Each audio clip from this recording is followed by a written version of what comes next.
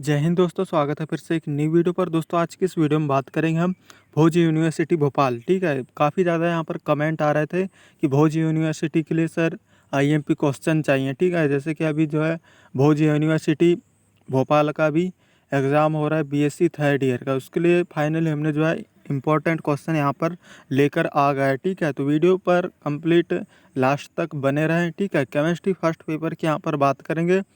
ठीक है, second paper third paper का लिंक आपको जो है डिस्क्रिप्शन पे मिल जाएगा। ठीक है, साथ में आप टेलीग्राम ग्रुप भी ज्वाइन कर लीजिएगा। ठीक है, टेलीग्राम ग्रुप का लिंक भी आपको डिस्क्रिप्शन पे दे दिया है। ठीक है, तो प्लीज़ ज्वाइन कर लीजिएगा।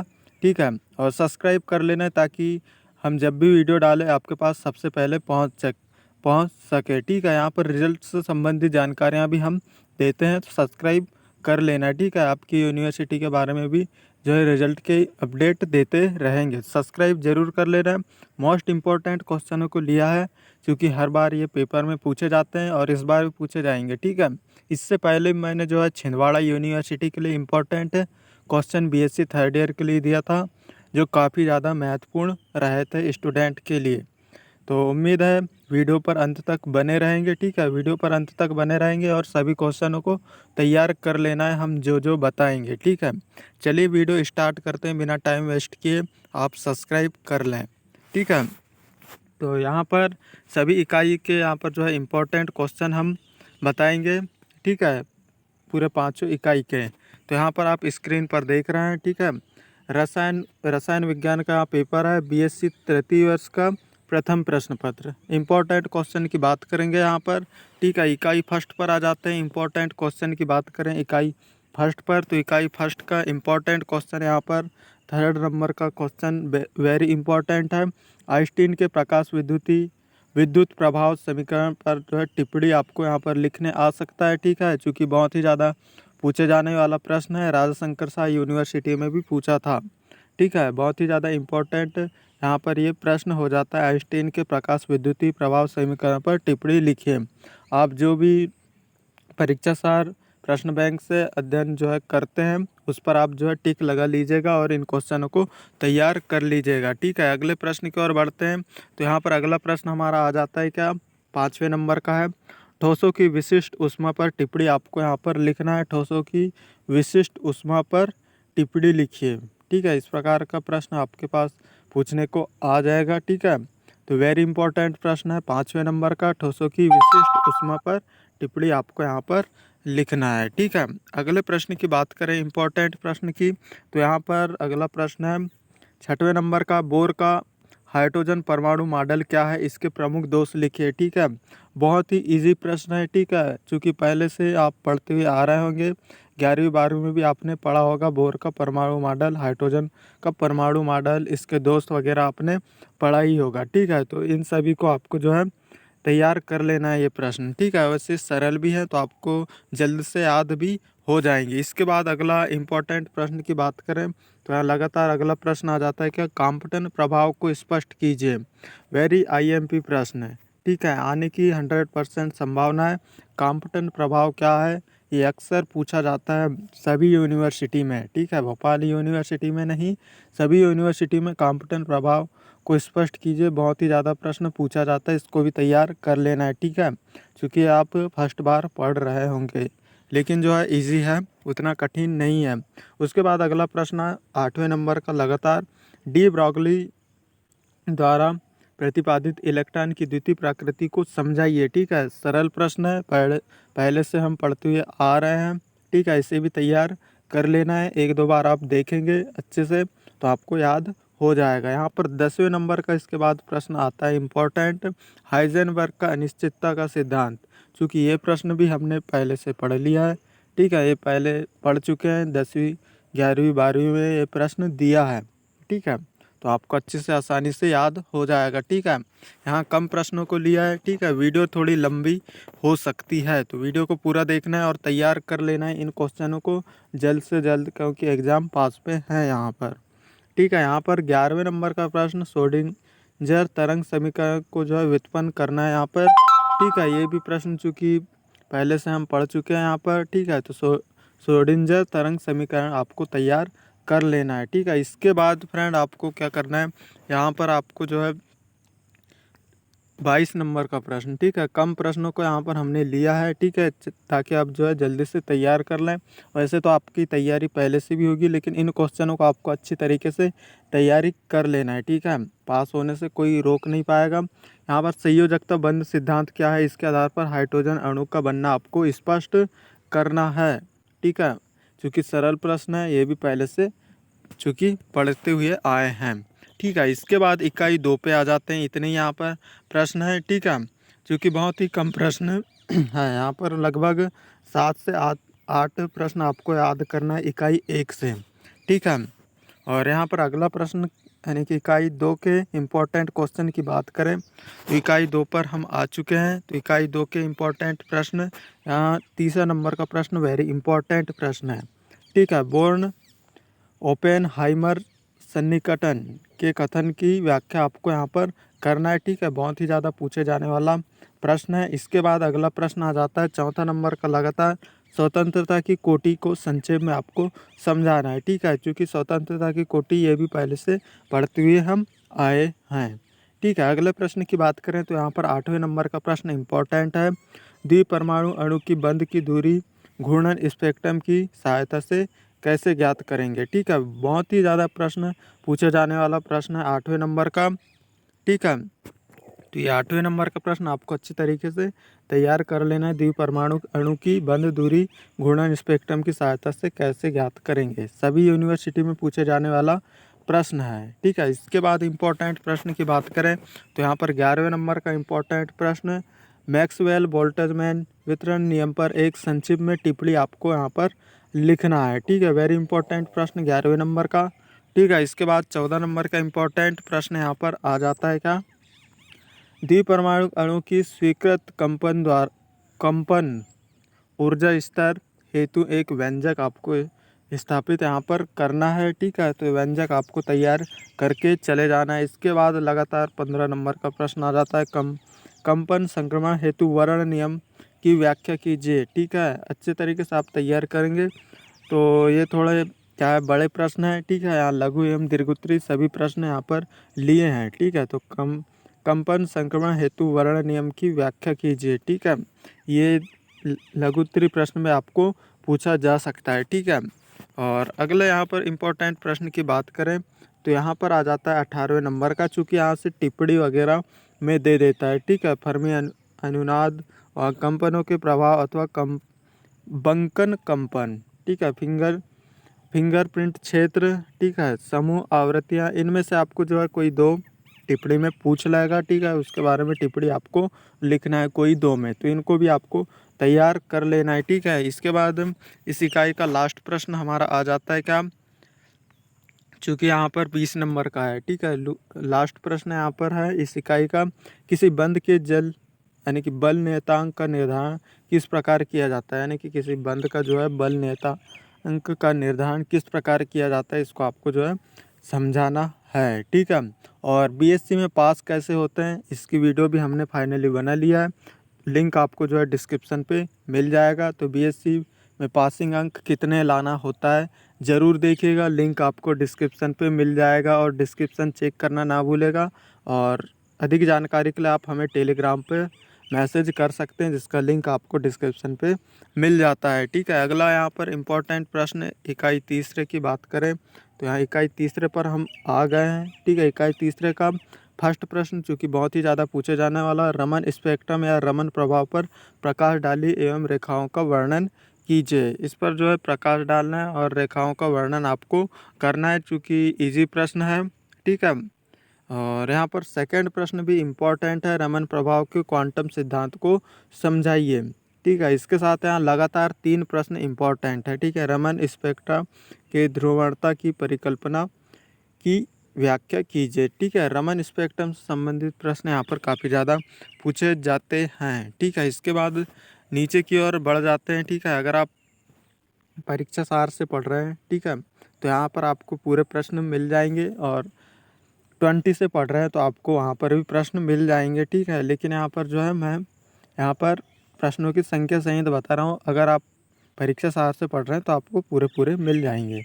बाकी 20 में भी आपको देखने को मिल जाएंगे। यहाँ पर अगला इम्पोर्टेंट प्रश्न कौन सा है, 7वां, विशुद्ध कंपन रमन स्पेक्ट्रा पर टिप्पणी आपको यहाँ पर लिखना है। ठीक है, विशुद्ध कंपन रमन स्पेक्ट्रा पर टिप्पणी लिखिए। इस वेरी इंपॉर्टेंट प्रश्न है। ठीक है, अगले प्रश्न की ओर यहाँ पर बढ़ते हैं। ठीक है, अगला प्रश्न यहाँ पर आ जाता है क्या, 8वें नंबर का प्रश्न है, रमन स्पेक्ट्रा के मुख्य अनुप्रयोग का वर्णन आपको यहाँ पर करना है। ठीक है, वेरी इंपॉर्टेंट प्रश्न। यहाँ पर लगातार फिर से 3-4 प्रश्न आए हैं जो कि वेरी इंपॉर्टेंट है। फ्रैंक कांडन सिद्धांत पर टिप्पणी लिखिए। वेरी इंपॉर्टेंट प्रश्न, फ्रैंक कांडन सिद्धांत। ठीक है, चूँकि छिंदवाड़ा यूनिवर्सिटी में भी पूछा गया था, फ्रैंक कांडन सिद्धांत पर संक्षिप्त में टिप्पणी लिखिए। ठीक है, चूँकि छिंदवाड़ा यूनिवर्सिटी में जो कि 2 महीने पहले ही यहाँ पर पेपर हो चुके हैं। ठीक है, उसके लिए मैं IMP क्वेश्चन यहाँ पर देता था। अगले प्रश्न की और बढ़ते हैं। यहाँ पर आ जाता है 10वां प्रश्न, सिग्मा पाई और एन आणविक ऑर्बिटलों के ऊर्जा स्तर तथा उनसे संबंधित संक्रमणों का वर्णन यहाँ पर आपको करना है। ठीक है, वेरी इंपॉर्टेंट प्रश्न। इसके बाद अगला प्रश्न हमारा आ जाता है क्या, अगला प्रश्न यहाँ पर 14 नंबर का है। ठीक है, चूँकि वेरी इंपॉर्टेंट है। संयुग्मित डाइनों के निर्धारण हेतु वर्टुज फ्राइजर नियम की व्याख्या आपको करना है। ठीक है, सबसे ज़्यादा पूछे जाने वाला प्रश्न इस इकाई से भोपाल यूनिवर्सिटी के लिए। ठीक है, इसे भी तैयार कर लेना है। 14 नंबर का आपको स्क्रीन पर आप देख रहे हैं। ठीक है, क्वालिटी पसंद नहीं आ रही है तो आप ऊपर से बढ़ा सकते हैं। ठीक है, तो ये था लास्ट प्रश्न। ठीक है, चूँकि कम प्रश्नों को ही यहाँ पर हमने लिया है। ठीक है, इम्पोर्टेंट सिर्फ। ठीक है, यहाँ पर चौथे इकाई पर हम आ जाते हैं। ठीक है, चौथे इकाई की बात करें तो यहाँ पर इम्पोर्टेंट क्वेश्चन है। यहाँ पर फर्स्ट, ग्रोथर ड्रेपर यानी ग्रोथस ड्रेपर नियम की व्याख्या कीजिए। वेरी इंपॉर्टेंट प्रश्न, और इसे जो है पहले से पढ़े भी नहीं है। ठीक है, तो इसे तैयार कर लेना है।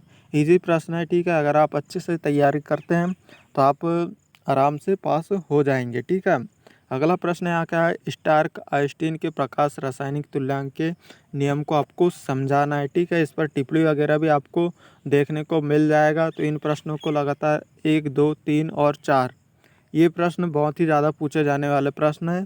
फर्स्ट, सेकंड, थर्ड और चौथा नंबर, लैम्बर्ट बियर नियम। ठीक है, लैम्बर्ट बियर नियम वेरी इंपॉर्टेंट प्रश्न।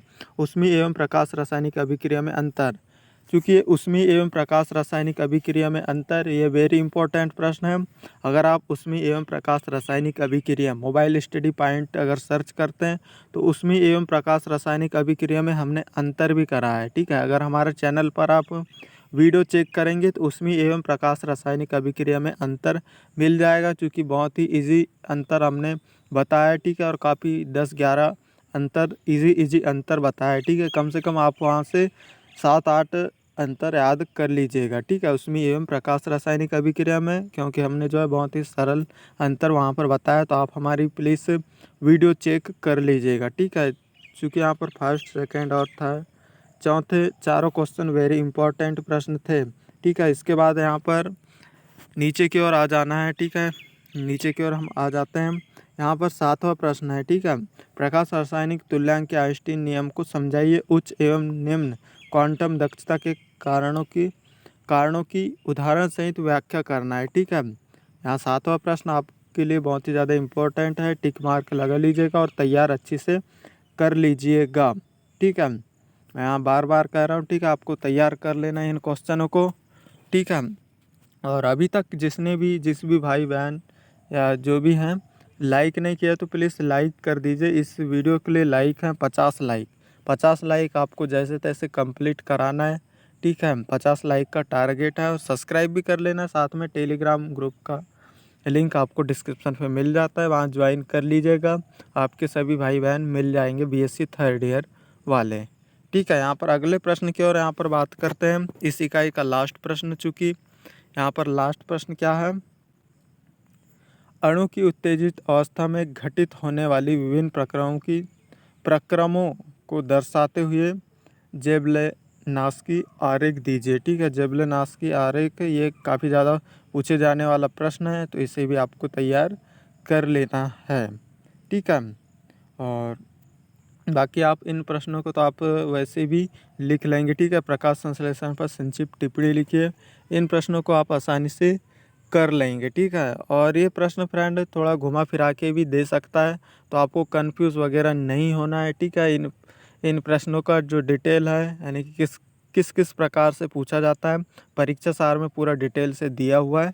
तो उन क्वेश्चनों को आपको तैयार देख लेना है कि भाई किस किस प्रकार से पूछा जाता है, नहीं तो कंफ्यूज हो गए और कहोगे पेपर पे कुछ आया ही नहीं। तो इसलिए आपको जो है क्वेश्चनों को भी देख लेना है अच्छे से, नहीं तो पता चले आपको आंसर याद है, क्वेश्चन थोड़ा घुमा के दे दिया और आप आंसर ना कर पाएँ, तो इस प्रकार आपका जो है मेहनत बर्बाद भी हो सकती है। इसलिए क्वेश्चनों को भी थोड़ा नज़र डाल लेना है, ठीक है। सही किस किस प्रकार से पूछा जाता है। इकाई 5 के इम्पोर्टेंट क्वेश्चन की बात करेंगे, ठीक है, चूँकि इकाई 5 से बहुत ही ज़्यादा इम्पोर्टेंट प्रश्न यहाँ पर बनते हैं। तो यहाँ ध्रुवीय एवं अध्रुवीय अणु को समझाइए, ठीक है। इसमें अंतर भी पूछता है, ध्रुवीय एवं अध्रुवीय अणु में अंतर लिखिए, ठीक है। तो इस प्रकार अंतर वगैरह भी पूछ सकता है, ठीक है। तो इसे तैयार कर लेंगे आप, इसे जो है समझाइए कहकर यहाँ पर दिया है, ठीक है। तो अंतर आप इसका तैयार कर लीजिएगा, ठीक है।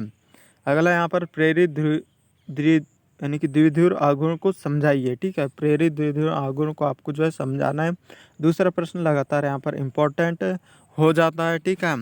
अगर आपको कोई क्वेश्चन नहीं समझ में आ रहा है तो आप हमें कमेंट कर सकते हैं, ठीक है। उसका जो है हम सरल आंसर आपको जो है वीडियो बनाकर दे देंगे, ठीक है। अगर आपको कोई क्वेश्चन समझ में नहीं आ रहा है तो आप कमेंट कर दीजिएगा, उसके बारे में वीडियो बना देंगे, सरल से सरल समझाने की यहाँ पर आपको कोशिश करेंगे, ठीक है। अगर आप कमेंट करते हैं। चुंबकीय पारगम्यता या चुंबकीय चुंबकशीलता को परिभाषित कीजिए, यानी कि चुंबकीय पारगम्यता या चुंबकीयशीलता को जो है परिभाषित यहाँ पर करना है, ठीक है। टिप्पणी भी आपको यहाँ पर देखने को मिल सकता है। और तथा लोह चुंबकीय अनुचुंबकीय पदार्थों में विभेद कीजिए, ठीक है। वेरी इंपॉर्टेंट प्रश्न हो जाता है 5वें नंबर का, तैयार कर लीजिएगा। यहाँ पर 6वां प्रश्न लगातार प्रकाश सक्रियता क्या है समझाइए, ठीक है।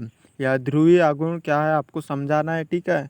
क्योंकि ये प्रश्न भी राजा शंकर यूनिवर्सिटी छिंदवाड़ा में पूछा गया था कि ध्रुवीय आघूर्ण क्या है समझाना था वहाँ पर, ठीक है। तो इसको भी तैयार कर लेना है, टिप्पणी में भी आपको जो है यहाँ पर पूछ सकता है, ठीक है। यहाँ पर अगला इम्पोर्टेंट प्रश्न की बात करें तो यहाँ पर अगला इम्पोर्टेंट प्रश्न आ जाता है 9 नंबर का, ठीक है। स्क्रीन पर आप देख रहे हैं, परावैद्युत स्थिरांक को समझाइए। वेरी इंपॉर्टेंट प्रश्न है 9 नंबर का।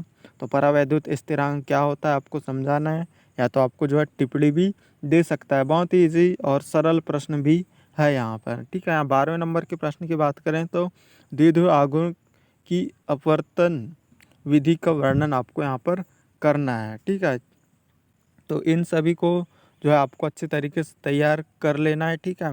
बाकी यहाँ अगला प्रश्न आ जाता है क्या, क्लासियस मोसोटी समीकरण समझाइए, इसके अणु की संरचना एवं उपयोग आपको यहाँ पर लिखना है, ठीक है। बहुत ही इजी प्रश्न है। क्लासियस मोसोटी समीकरण अगर आप 2 से 3 बार अच्छे तरीके से याद करते हैं तो आपको याद हो जाएगा। इसके बाद अगला इम्पोर्टेंट प्रश्न है, चूँकि बहुत ही ज़्यादा यहाँ पर पूछा जाता है, प्रतिचुंबकीय अनुचुंबकीय लोह चुंबकीय पर चुंबकीय क्षेत्र का क्या प्रभाव पड़ता है, इसको आपको समझाना है। इस पे जो है अंतर आपको पूछ सकता है, ठीक है। 4 नंबर पर क्या दोस्तों, यहाँ पर 14 नंबर का प्रश्न आप स्क्रीन पर देख रहे हैं। इस प्रश्न को भी आपको अच्छे तरीके से तैयार कर लेना है, ठीक है। प्रतिचुंबकीय अनुचुंबकीय लोह चुंबकीय में आपको जो है टिप्पणी लिखने भी आ सकता है, ठीक है।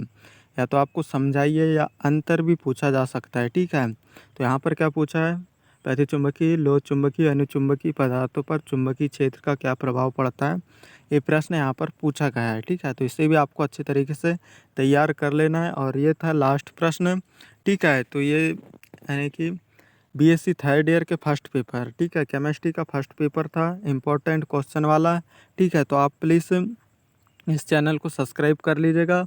सेकंड और थर्ड पेपर का इम्पोर्टेंट क्वेश्चन का वीडियो हमारे डिस्क्रिप्शन पे मिल जाएगा, ठीक है। तो डिस्क्रिप्शन एक बार चेक कर लीजिएगा और टेलीग्राम ग्रुप भी ज्वाइन कर लीजिएगा, ठीक है। आपके सभी दोस्त वहाँ पर मिल जाएंगे, ठीक है। डिस्क्रिप्शन पे लिंक है और सब्सक्राइब कर लेना है, ठीक है। सब्सक्राइब कर लेना है और अपनी यूनिवर्सिटी कमेंट करना है, ताकि आपकी जो है आपकी यूनिवर्सिटी के बारे में रिजल्ट की अपडेट या कोई भी अपडेट आए, ताकि उसके बारे में हम वीडियो अपलोड कर सकें। तो सब्सक्राइब कर लेना है और एक प्यारा सा कमेंट करना है। अगर आप वीडियो लास्ट तक देखें तो आप प्लीज़ कमेंट कर दीजिएगा कि मैंने जो है वीडियो पूरा देखा है, ठीक है। बाकी मिलते हैं अगली वीडियो पर। Thanks for watching.